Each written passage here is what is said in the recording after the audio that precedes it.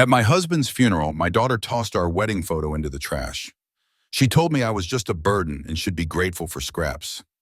Weeks later, she and her husband went on vacation, leaving me alone with nothing. I packed in silence.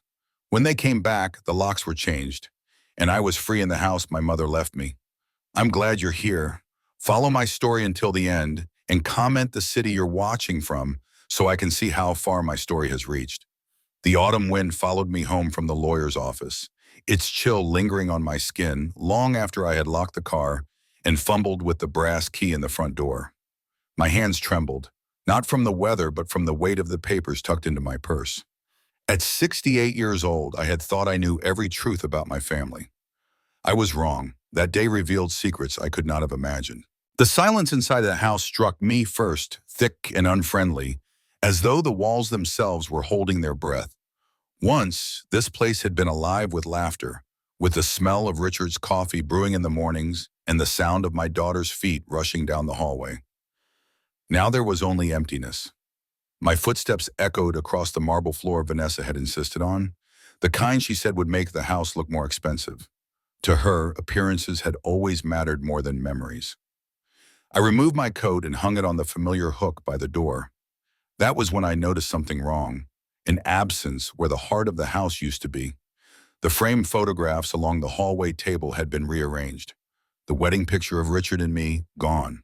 The snapshot of me cradling newborn Vanessa, gone as well. In their place stood glossy images of Vanessa and her husband Brandon, dressed in designer clothes at parties and dinners, their practiced smiles polished for the world. My chest tightened. Still, I forced myself to walk toward the kitchen, clinging to the fragile hope that perhaps dinner was waiting. Perhaps a shred of the family I remembered might still exist. But the moment I reached the counter, that hope shattered. There it was, my silver-framed portrait, the one Richard had commissioned for our 25th anniversary, thrown into the garbage can like refuse. The glass was cracked, shards glinting under the kitchen light. A note had been taped across the frame. My hands shook as I lifted it, careful not to cut myself. In this house, it's only family now. The words blurred as I read them, the familiar loops of Vanessa's handwriting unmistakable.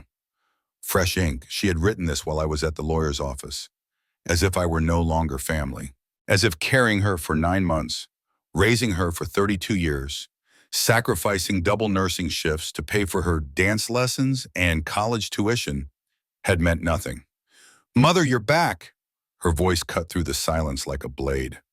I turned slowly to find Vanessa standing in the doorway, her arms crossed, her cream cashmere sweater clinging to a body that radiated wealth and indifference.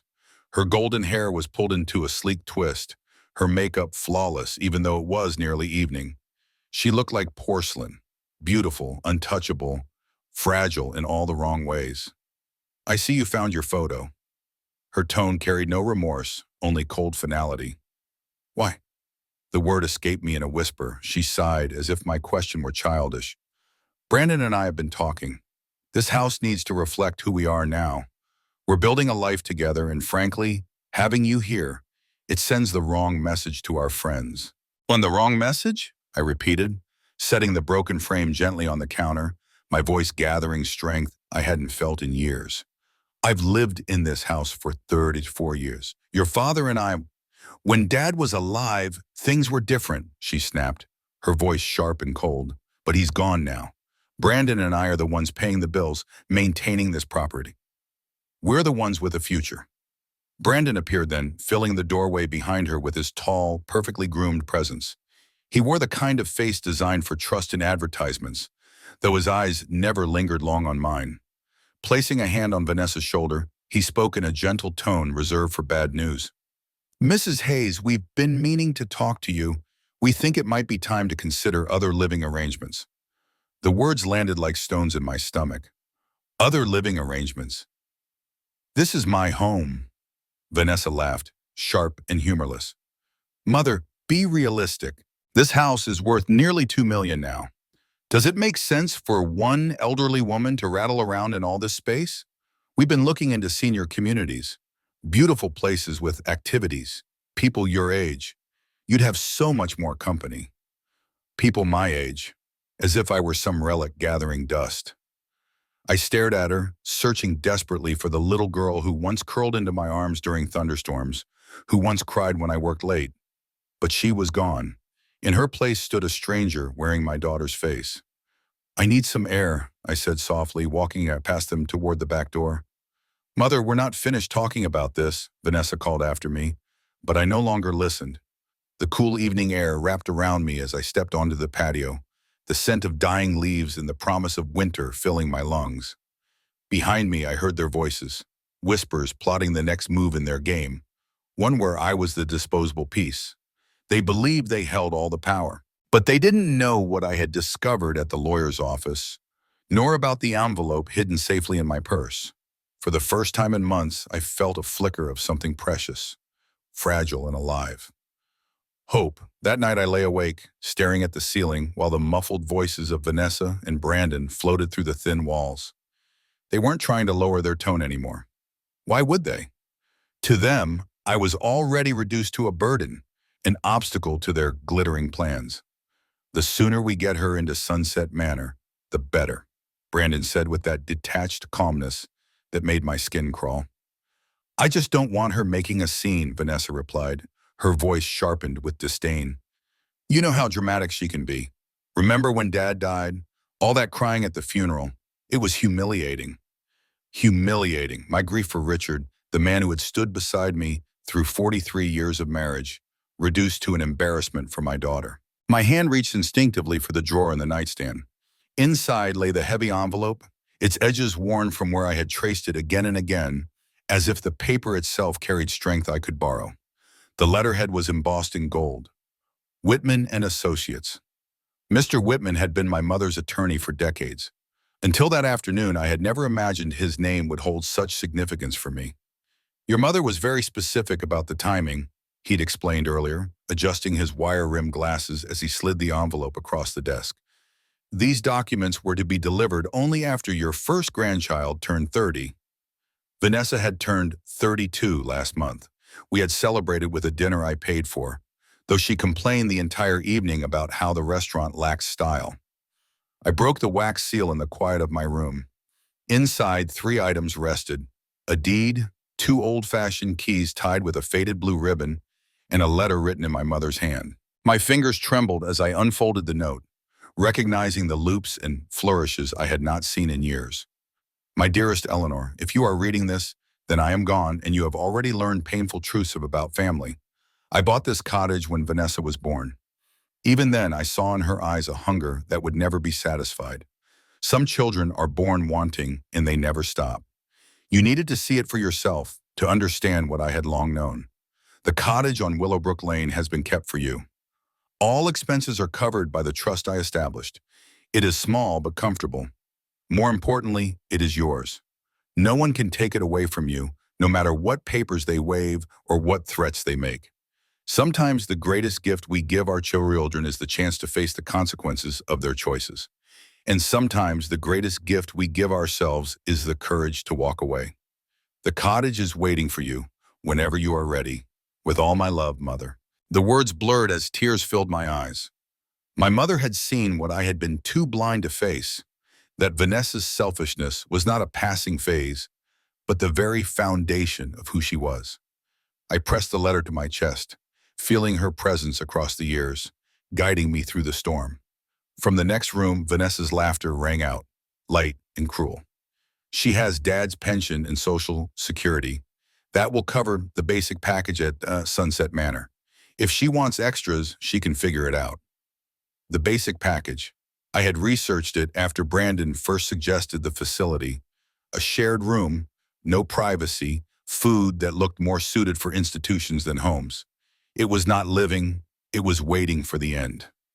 I folded the letter carefully, sliding it back into the envelope along with the deed and keys.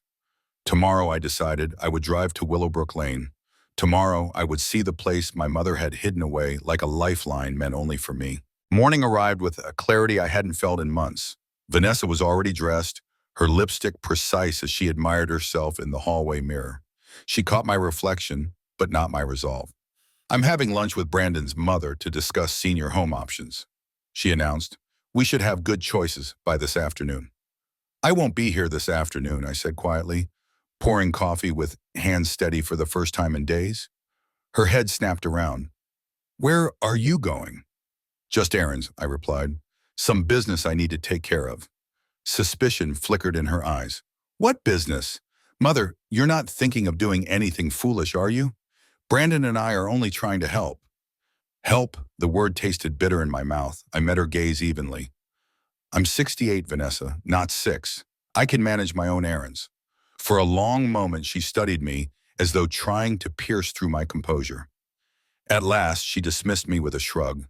Fine, but tonight we'll talk. Brandon found a beautiful place with an opening next month. She swept out the door, heels clicking like gavel strikes, sealing my fate. But not today.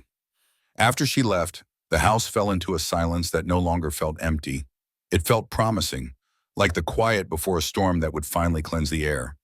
I finished my coffee, packed a small bag with essentials, and took the few photographs of Richard that Vanessa had not yet thrown away. Everything else could remain. Material things had never been what kept me alive. By mid-morning, I was driving through tree-lined streets that carried me away from the prison of marble floors and cold stairs.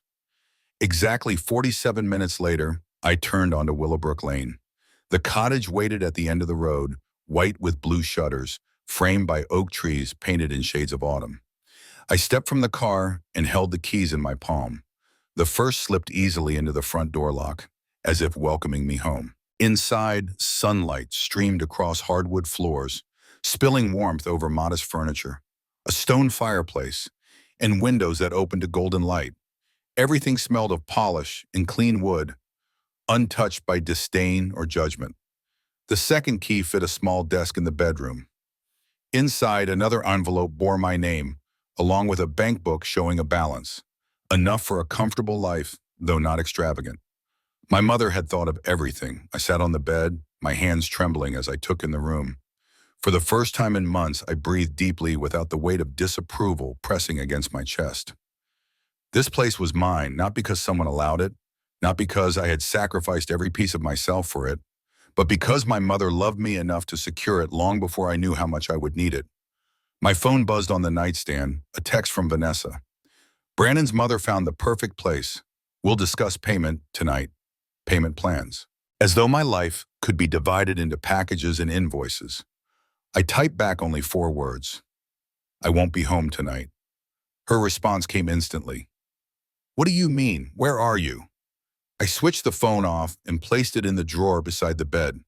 The cottage was quiet, the air sweet with the scent of oak leaves outside. For the first time in years, I allowed myself to imagine tomorrow, and it no longer terrified me.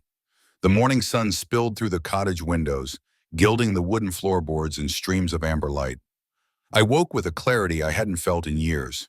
It was not the restless sleep of someone waiting for the next argument, the next humiliation, the next demand.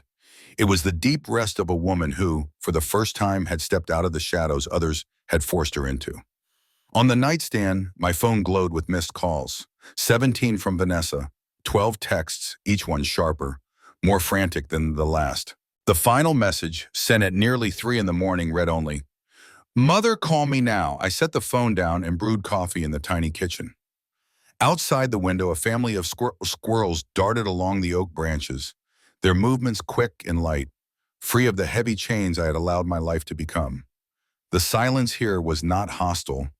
It was peace. By 9 o'clock, I knew what I had to do. I drove back to the house I had once called home, that cavern of marble and cold stairs, with a decision carved firmly in my heart. Vanessa's car was not in the driveway. Good. That made it easier. I walked through the front door one final time. The air smelled the same, but everything felt foreign now, like visiting a museum where the exhibits no longer belonged to me. I moved from room to room, collecting only what mattered. Richard's watch, the jewelry box my mother had given me at 16, the photo albums Vanessa had banished to the closet, my nursing school diploma, the chipped coffee mug Richard had refused to part with. Memories, not possessions. The moving van I had arranged pulled up precisely on schedule. 2 men with kind faces carried out the boxes without asking why a woman my age was leaving such a house behind. That everything, ma'am? One asked as he loaded the final carton. That's everything that matters, I replied, placing the house key on the kitchen counter. Beside it, I left a note I had written carefully that morning. Vanessa, I've decided to take your advice about finding other living arrangements. You're right, this house should reflect who you are now. Consider it my gift to your new life together. Don't try to find me, I am exactly where I need to be. Mother, closing the door behind me, I felt no hesitation. Only release. The drive back to Willowbrook Lane was not just a journey, it was a crossing. A departure from years of being diminished into something less than myself. When the cottage came into view, small and welcoming, beneath the fiery canopy of oaks, my chest loosened as though I had been holding my breath for decades. The movers carried my belongings inside. Richard's chair settled perfectly by the fireplace, as though it had always belonged there. My grandmother's china cabinet fit neatly against the wall. The photographs I had salvaged found places of honor on shelves and mantels, filling the cottage with whispers of love rather than echoes of disdain. That evening, I prepared a simple meal and sat at the table while the setting sun painted the sky with ribbons of pink and gold. For the first time in years, the act of eating felt sacred rather than hurried. Then came the sound, car doors slamming outside, sharp and angry. Through the window, I saw Vanessa and Brandon marching up the walkway. Vanessa's face was flushed, her hair slightly disheveled, her polished veneer cracking under the weight of fury. Brandon followed, his expression uneasy, like a man dragged into a fight he wished to avoid. The pounding on my door was relentless. Mother, I know you're in there. Open this door right now. I sat quietly in Richard's chair, fork poised over my dinner. The pounding grew louder, shaking the frame. Eleanor Hayes, Vanessa's voice shrieked through the night air. You open this door or I'll call the police. For what? I called back, calm and steady. For eating my dinner in my own home? Silence. Then muffled voices, the two of them arguing. Brandon's tone low, coaxing. Vanessa's sharp, rising, refusing to bend. Finally her voice returned, thinner, trembling not with sorrow but with desperation. Mother, what is this place? How did you even find it? It's mine, I said simply, my words carrying a finality I hadn't known I possessed. It has been mine for years. I could almost hear her thoughts grinding, recalculating, trying to understand how this existence she had curated for me, an elderly woman tucked neatly away, had unraveled.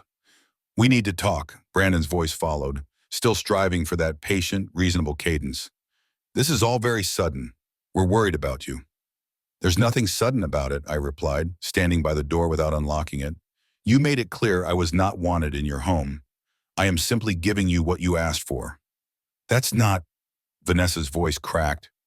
Mother, come home. We can work this out. This is my home now. Her mask slipped then, her true concern spilling free. But what about the house? What about our plans?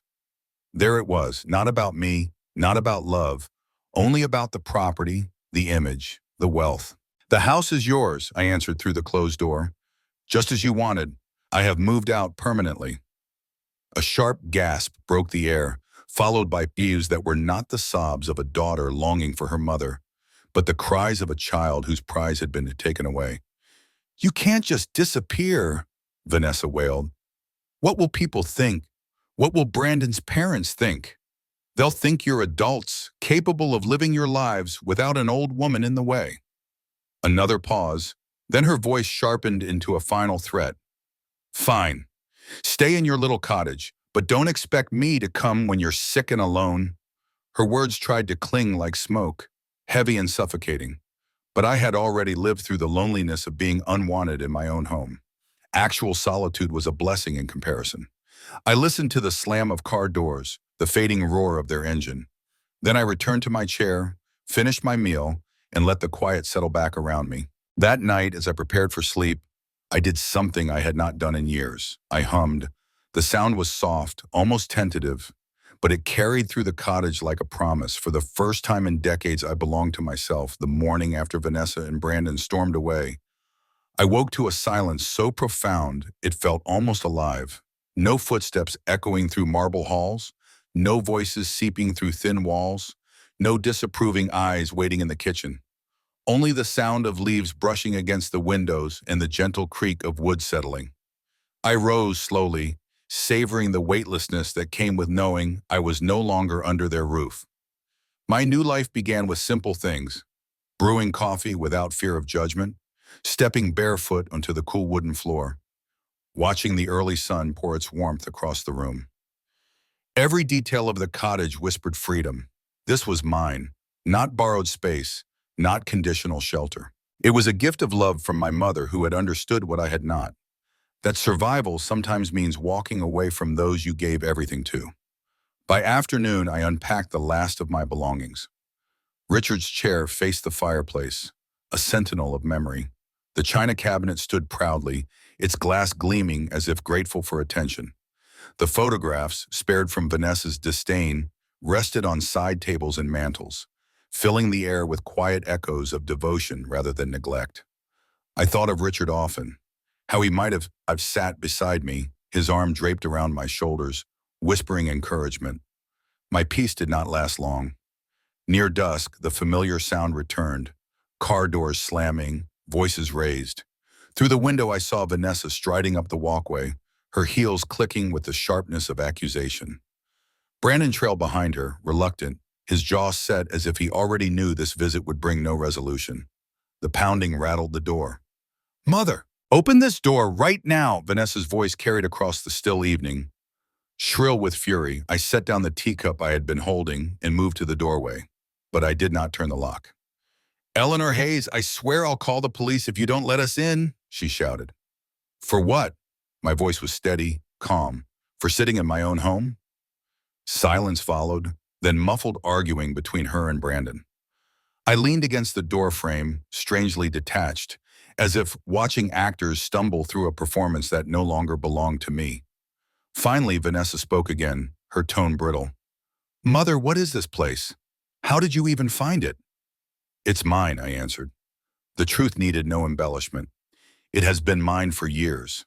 I could imagine her mind spinning, calculating, trying to unravel this new reality. She had spent her life assuming every resource was hers to control. Now she was faced with something she could neither touch nor take away. Brandon tried next, his voice smooth but hollow. "Mrs. Hayes, we only want to understand. This is very sudden and we're concerned for your well-being." "There is nothing sudden about it," I said firmly. "You both made it clear I was not welcome in your home. I'm simply giving you what you demanded." "That's not fair!" Vanessa's voice cracked under the weight of her anger. "Come back with us. We can work this out." "This is my home now," I said. And then the mask fell completely. "But what about the house?" she cried. "What about our plans?" The words revealed everything. Her fear was not about losing me, but about losing control. Not about family, but about money, property, image. "The house is yours," I told her through the wood. "You wanted it, and now you have it. I've moved out for good." Her gasp carried more shock than sorrow. A beat of silence followed before her sobs pierced the night. They were not the tears of a daughter longing for her mother, but of a woman whose prize had slipped through her hands. "You can't just disappear," she wailed. "What will people think? What will Brandon's parents think?" "They'll think you are capable of living your own life," I replied. Brandon muttered something I could not make out, and I heard her snap back at him. The pounding started again, weaker this time. "Fine," Vanessa's voice rose one last time. "Stay in your little cottage, but don't expect me to come when you're sick and alone." Her threat hung in the evening air, desperate and hollow. I had already lived the loneliness of being unwanted in my own home. Actual solitude was mercy in comparison. Their footsteps retreated, followed by the slam of car doors and the fading roar of the engine. I listened until the sound was swallowed by the rustling trees. Then I returned to Richard's chair, sank into its familiar embrace, and felt peace wash back into the room. Later that night, as I prepared for bed, I found myself humming again. The melody was faint, something I had forgotten long ago, but it lingered like a promise that life was still waiting for me. The cottage cradled me in silence, a silence that no longer hurt. And for the first time in decades, I felt safe enough to dream about tomorrow. The first morning I woke fully in the cottage, sunlight spilling across my face. I felt like I had been given a second life. No sharp heels tapping across marble floors. No hushed voices dissecting my existence. No sense of being an unwanted guest in a home I had built with my own hands.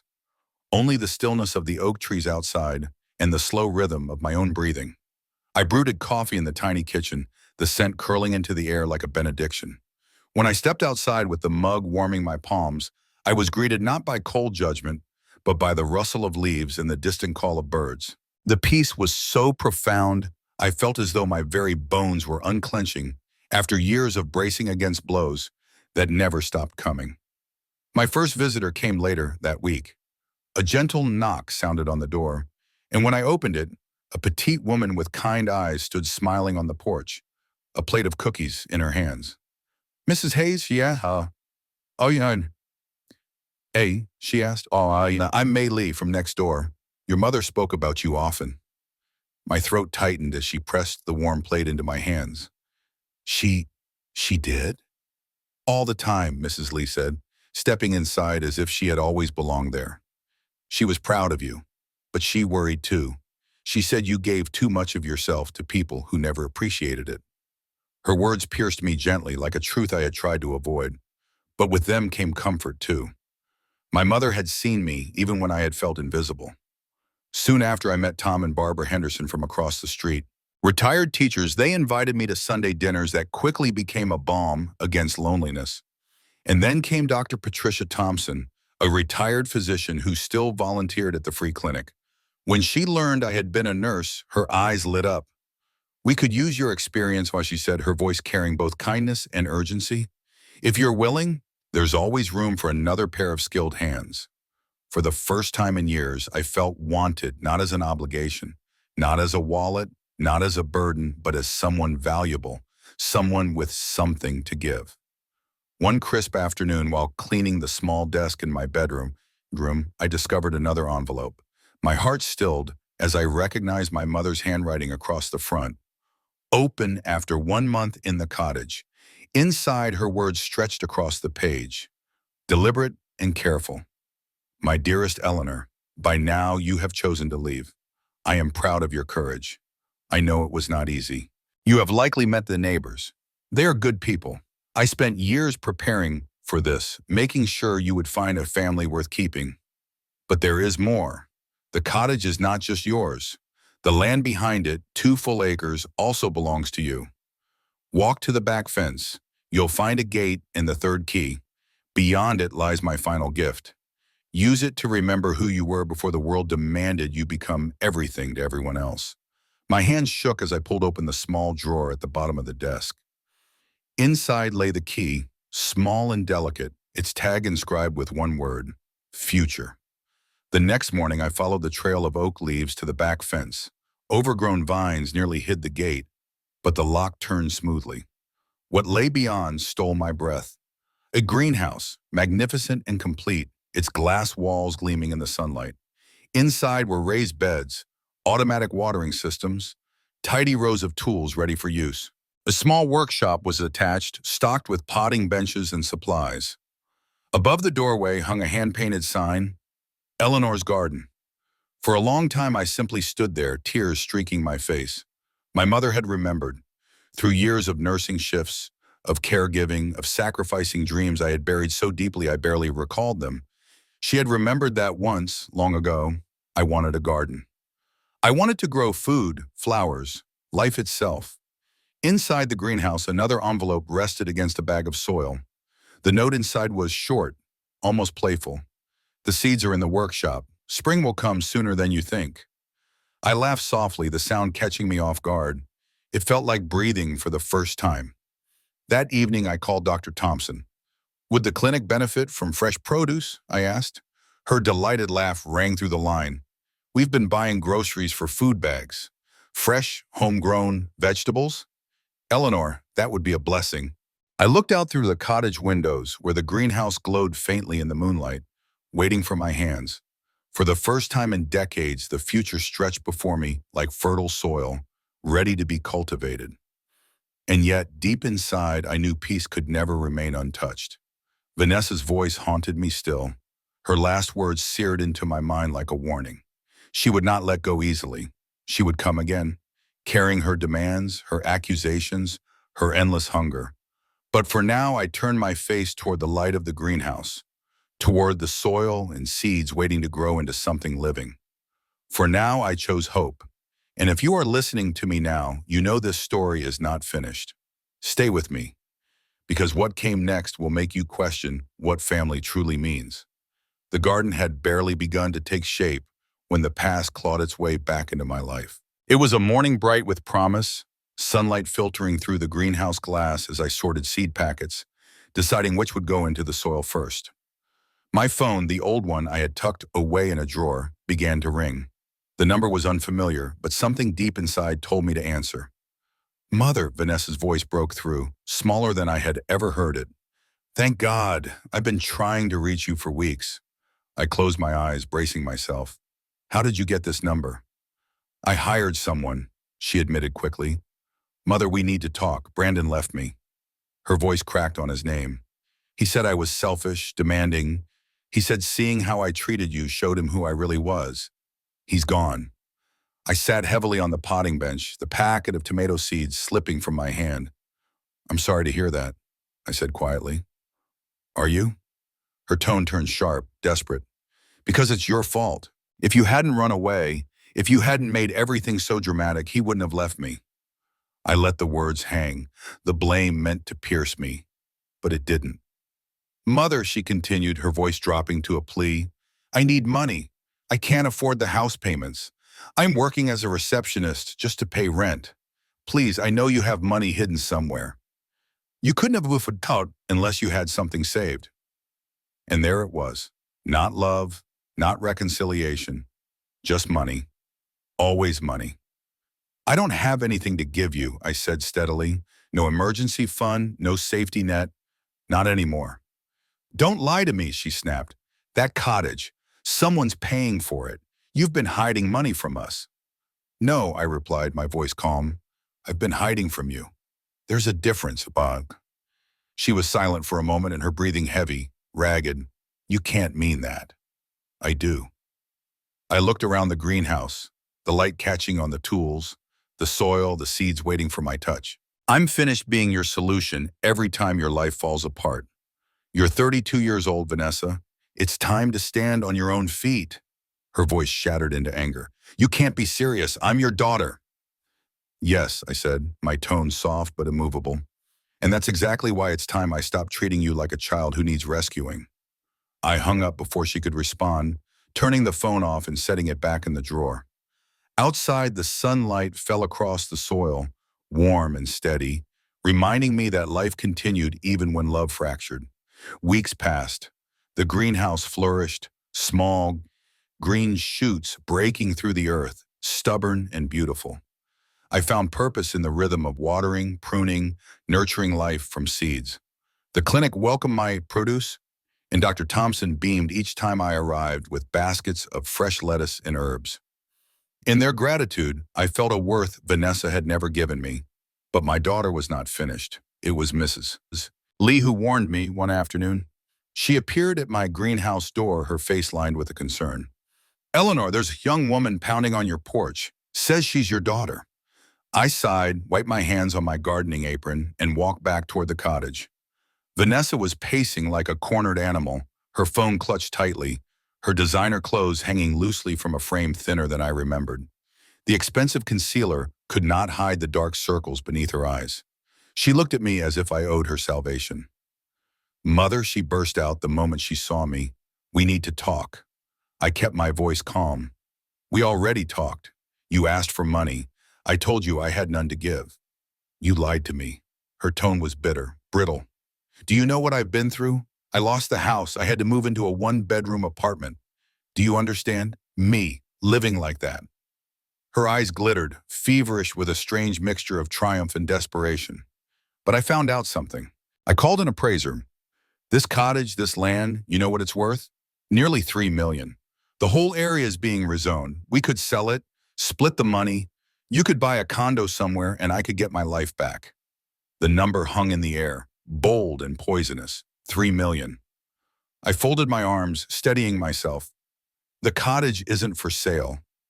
Her face flushed crimson. "Don't be ridiculous. You can't sit on that kind of money while your own daughter struggles to pay rent?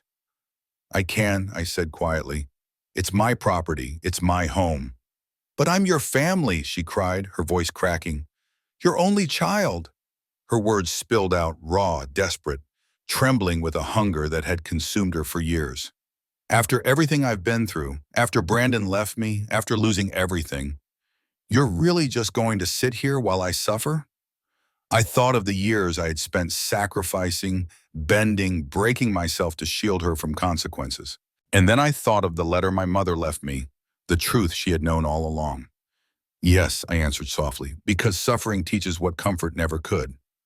Vanessa's fists clenched, her eyes burning. I'll fight you on this. I'll contest it. I'll hire lawyers. You can't just hide behind some inheritance forever. She turned sharply, her heels striking the walkway like hammers. At the car door, she looked back, her face contorted with rage. I hope your little garden is worth losing your only daughter over. I watched her drive away, the taillights vanishing down the lane. Then I turned back to the greenhouse, where seedlings waited in patient rows, their green shoots reaching toward the light. And in their silent resilience, I found my answer. The summons arrived on a warm summer morning, slipped beneath my door by a process server whose expression carried the weight of practiced indifference. I stood on the porch, the papers trembling in my hands as if they had been written in fire. My daughter's name was scrawled across the front in bold type. Vanessa Hayes versus Eleanor Hayes. She had done what I feared she would, dragged me into court to claim what she believed was hers. My knees threatened to give way, but I refused to sink beneath her greed. I brewed coffee, set Richard's old mug on the table, and forced myself to read every line. The language was vicious, cold, as though I were a thief who had manipulated my mother into hiding property. Vanessa's lawyers painted her as a devoted daughter denied her rightful inheritance, a woman betrayed by her selfish mother. If the lies hadn't been so cruel, I might have laughed. That afternoon, Mr. Whitman arrived at the cottage. His leather briefcase landed on the kitchen table with a soft thud, his eyes both sharp and kind. He adjusted his glasses, scanning the documents with the detached calm of a man who had seen this countless times before. She doesn't have a case, he said at last, his voice steady. Your mother was meticulous. Every signature, every requirement, every detail. It's all airtight. But fighting this could drag on for years, Eleanor. It could drain you of money and peace. I clenched my hands around the coffee mug. Then what am I supposed to do? Let her tear me apart in court? His gaze softened. Or, he said, sliding a thick folder from his briefcase, we used the plan your mother prepared for exactly this possibility. I stared at the folder, heart pounding. She planned for this? Eleanor, he said gently, your mother knew Vanessa. She knew how she thought, how she wanted, and she wanted to protect you from the fight you were about to face. Inside the folder were pages of trust documents. My mother's handwriting appeared in margins, her voice whispering across the years. The terms were clear. If anyone contested the will within the first 5 years, half of the property's value would be donated to local charities, the free clinic where I now volunteered, and the food bank that served the elderly. The other half would remain mine. The cottage itself could never be sold, never developed, forever secured against Vanessa's hunger. I pressed my palm against the paper, my eyes burning. My mother had built walls of love around me long after she was gone. She was protecting you from having to make this choice yourself, Mr. Whitman said softly. She was protecting the land too. She wanted you free. The choice was not difficult. Do it, I whispered. 3 days later, my phone rang. Somehow, Vanessa had found my new number again. Her voice poured through the line, raw and furious. What did you do? My lawyer says half the money is going to charity. I'm not giving away anything, I answered calmly, watching a cardinal flutter into the oak tree outside my window. I'm honoring your grandmother's wishes. She saw this coming. She can't control things from the grave, she screamed. She's been dead for years. Dead people can do a great deal, Vanessa, if they plan ahead. Silence followed, thick and heavy, filled with everything we had never said to each other. Finally, her voice broke, no longer sharp but small, almost childlike. I don't understand why you hate me so much. The words hit deeper than her rage. I closed my eyes, remembering the little girl who once ran into my arms during storms, before she learned that tears could be weapons and love could be currency. I don't hate you, I said quietly. I'm just done being your solution to every problem you create. Her sobs returned, frantic and uneven. So this is it? You're letting lawyers and some dead woman's papers destroy our relationship? Our relationship was destroyed, I said, my throat tightening, the day you threw my photograph in the trash. This, I tapped the papers beside me, is just the paperwork. I ended the call and let the silence fold around me. But instead of relief, grief crept in. Not for Vanessa. She had made her choices. No, the grief was for the woman I had been, the mother who had believed love meant endless sacrifice, who had given everything and received only contempt. That woman had died slowly over 30 years, smothered under her own generosity. Here in this cottage, I was learning to breathe again. Weeks later, the final judgment arrived. $1.5 million went to the clinic and the food bank, enough to double their reach. The remaining half was secured for me, more money than I had ever dreamed of. The cottage remained untouchable, safe. I looked at the papers, at my mother's foresight woven into every line, and felt both sorrow and strength. Vanessa had been cut out not by me, but by her own choices. And if you're still with me now, know this. Sometimes the fiercest battles are not fought with fists or fire, but with signatures, ink, and the unyielding will of those who loved us enough to see the truth we could not. Stay with me, because what came next would change everything. The ruling came down with the force of inevitability.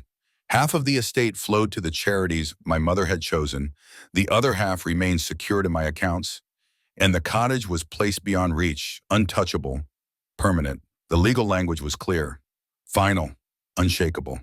It should have felt like triumph, but instead it left me sitting in Richard's old chair, staring at the oak trees, filled with a grief that had no easy name. When the phone rang again, I knew who it was before I picked up. Vanessa's voice carried through the receiver, jagged and broken. "How could you do this to me?" she demanded. "You gave away everything. To strangers. You let her control you from the grave. You let her destroy me." "I didn't give away anything," I said quietly. "Your grandmother's plan was set years before you ever thought to contest it. The only person who destroyed anything was you." She was crying now, but the tears were not of love or longing. They were bitter, the sobs of someone denied the life she felt owed. "You've hated me all along, haven't you? Admit it. You never wanted me." Her words sliced through me, cruel in their simplicity, but I would not allow them to stand. "I have loved you every day of your life," I told her, my voice shaking but firm. "But love is not the same as rescue. I cannot fix what you break. Not anymore." "Then what are we?" she whispered. "We are two women who made choices, and we are living with them." Her silence stretched across the line, brittle as glass. Then, in a final burst of anger, she spat, "You'll regret this. You'll die alone, and I won't be there." The line went dead. I sat in the quiet cottage, the receiver heavy in my hand, and let the grief wash through me. Not grief for the daughter who had chosen the bitterness over love, but for the woman I had been, the mother who bent and broke herself, believing sacrifice would one day buy gratitude. That woman was gone now, buried beneath years of neglect. The papers were signed, the funds transferred, and the world moved on. The free clinic expanded, doubling its capacity to treat those who had nowhere else to go. The food bank began serving twice as many families, the shelves stocked with dignity as well as nourishment. And I, in the middle of it all, found myself holding a checkbook heavier than I had ever known, with freedom written across every line. I used some of the money for myself, not in grand gestures, but in quiet dreams I had buried. I walked through gardens in England where roses climbed ancient stone walls.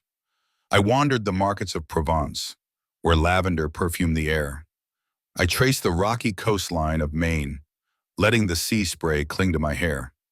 Each journey felt like inhaling for the first time, filling my lungs with possibility. And always, I returned to the cottage. My neighbors watched over the garden in my absence, Mrs. Lee bringing her gentle touch to the greenhouse, Tom and Barbara Henderson ensuring the soil stayed watered, Dr. Thompson saving baskets of vegetables for me when I came home. Their care was not demanded, not extracted, not bought. It was given freely, the kind of love my mother had wanted me to find. One evening as I watered the tomatoes, a car pulled into the driveway. My heart lurched, some part of me bracing for Vanessa's storm. But the door opened to reveal someone else. She was young, perhaps 25, with hair the same golden shade as Vanessa's, but eyes softer, warmer. She stepped out hesitantly, smoothing her dress with nervous hands. "Mrs. Hayes?" she asked, her voice steady but tentative. "My name is Emma Carter. I'm your granddaughter." The watering can slipped from my hand, water splashing across the soil. What?" She nodded, her eyes shining with a mix of fear and hope. "Vanessa gave me up for adoption when I was born. I found her a few months ago. She mentioned you. Well, not kindly, but I wanted to meet you before I decide whether to have a relationship with her." I stared at this young woman, this stranger who carried my blood, and felt something stir in me that I had thought long dead. "Would you like some tea?" I asked at last, my voice thick. She smiled, and in that smile I saw no entitlement, no calculation, only openness. "I'd love that."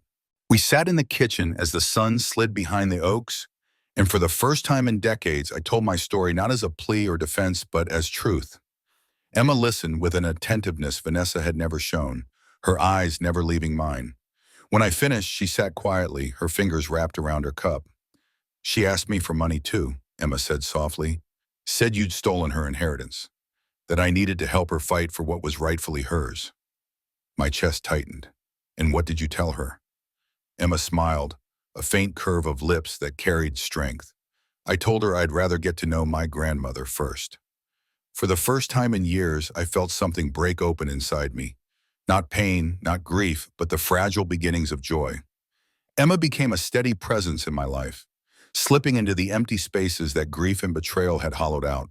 She visited on weekends, bringing with her a warmth that felt both familiar and new. Sometimes we cooked together in the small kitchen, our laughter drifting out the windows. Other times we worked side by side in the greenhouse, her hands eager to learn the rhythm of soil and seed. She asked questions, listened to my answers, and when silence came, she let it linger without fear. One late afternoon, as golden light spilled across the porch, Emma turned to me. "Do you think people can break the cycle?" she asked. "My mother, she seems trapped, angry at the world, angry at you, angry at herself. I don't want to be like that." I studied her face, so earnest and alive. "Yes," I said firmly. "Cycles break the moment someone chooses to see differently. You've already begun." Tears welled in her eyes, but she smiled. "Then I'll keep choosing." The weeks that followed carried a peace I had thought impossible. My garden flourished under our care, rows of tomatoes ripening, herbs spilling fragrance into the air, sunflowers lifting their golden heads toward the sky. At the clinic, children carried home baskets of fresh produce, their parents' eyes bright with gratitude. In those moments, I felt Richard beside me, my mother behind me, both of them anchoring me in the truth that love, given freely, always multiplies. But Vanessa did not disappear. Her messages came rarely now, sharp bursts of anger sent from numbers I didn't recognize. Each one I read only once before deleting. Her words no longer had the power to pierce me. I had learned the difference between noise and truth, and my life no longer bent beneath her storms. The final encounter came quietly. One evening, as Emma and I returned from the farmer's market, Vanessa stood at the edge of the driveway. She was thinner than ever, her clothes wrinkled, her hair unkempt. When her eyes met mine, I saw no fire left, only exhaustion. "I didn't come for money," she said before I could speak. "I know that's gone. I wanted to see if you'd look at me one more time without hate in your eyes." I stepped closer, Emma's hand steady on my arm. "Vanessa, I never hated you, not once, but love without respect becomes a prison, and I refused to step back inside." Her lips trembled, and for a moment I thought she might reach for me, but then she shook her head. "I don't know how to change." "That's your choice," I said softly. "It always has been." She turned and walked away into the fading light. This time I did not chase her. Emma squeezed my hand. "You did the only thing you could." "Yes," I whispered. watching Vanessa's figure vanish down the road. And for the first time in years, I believe that's enough. Autumn came, painting the oaks in fire and gold. I harvested the last of the tomatoes, stored herbs in glass jars, and prepared the soil for winter. Emma stood beside me, her laughter ringing through the crisp air. In her presence, I felt not only the future but redemption itself. One evening we sat before the fireplace, a pot of tea steaming between us. Emma leaned against my shoulder, her voice soft. You know, you saved me. Meeting you, it gave me a family I didn't think I could ever have. I kissed the top of her head, my heart swelling with gratitude. You saved me too. The fire crackled, the cottage holding us in its embrace, and I realized my mother's gift had been far greater than land or money. She had given me a way back to myself, and through me, a way forward for Emma. Life had not ended in betrayal. It had begun anew in unexpected love. And if you've stayed with me through this journey, remember this. Sometimes the greatest inheritance is not what we pass down in wealth, but what we choose to pass down in courage. If this story has touched you, let it remind you to hold on to what matters most. Share it, tell it, keep it alive. For somewhere, someone is waiting to hear that it is never too